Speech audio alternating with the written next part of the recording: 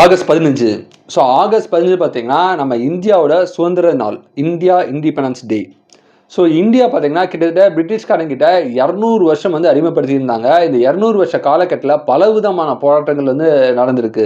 இந்த பலவிதமான போராட்டங்களில் கிட்டத்தட்ட ஒரு எஸ்டிமேட் என்ன சொல்கிறாங்கன்னா 20 லட்சத்துக்கும் அதிகமான இந்திய மக்கள் வந்து நம்ம சுதந்திரத்துக்காக வந்து தன்னோட உயிரை வந்து தியாகம் பண்ணியிருக்காங்களா. ஸோ அப்பேற்பட்ட பலவிதமான சுதந்திர தாயிகள், ஸோ பல லட்சக்கணக்கான சுதந்திர தாய்களுக்கு மரியாதை செலுத்துற விதமாகவும் நம்ம கிடைச்ச சுதந்திரத்தை பயனுள்ள வகையில் பயன்படுத்தணும் அப்படிங்கிற பர்பஸ்க்காக தான் நம்ம இந்த சுதந்திர நாள் வந்து கொண்டாடுறோம். அதே மாதிரி இந்த ஆகஸ்ட் 15 பார்த்தீங்கன்னா வேர்ல்டு கிரேட்னஸ் டே.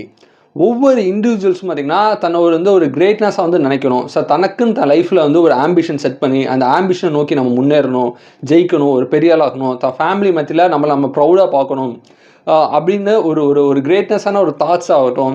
ஸோ நம்ம கிரேட்டாக கொண்டு போகணும் அப்படிங்கிற ஒரு பர்பஸ்க்காக தான் வந்து இந்த கிரேட்னஸ் டே வந்துருக்குது.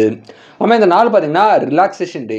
ஸோ ரிலாக்ஸேஷன் அப்படிங்கிறது பார்த்திங்கன்னா ரொம்ப முக்கியமான ஒரு விஷயம் வந்து சொல்லலாம். நம்ம எல்லாருமே பார்த்திங்கன்னா எல்லா லைஃப்லையும் எல்லா நெகட்டிவான ஒரு விஷயம் இருக்கும். ஸ்ட்ரெஸ்ஸு, டென்ஷனு, ஒரி பண்ணுறது, இந்த மாதிரி நிறைய நெகட்டிவான விஷயம் இருக்கும்.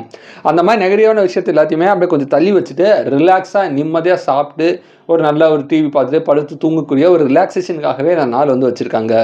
ஸோ இது போக ஆகஸ்ட் 15 வேறு ஏதாவது டே தெரிஞ்சால் கமெண்ட் பண்ணுங்கள். இந்த நாள் இந்த உலகத்தில் யாரோ ஒருத்தருக்கு பிறந்த நாளாக இருக்கும்.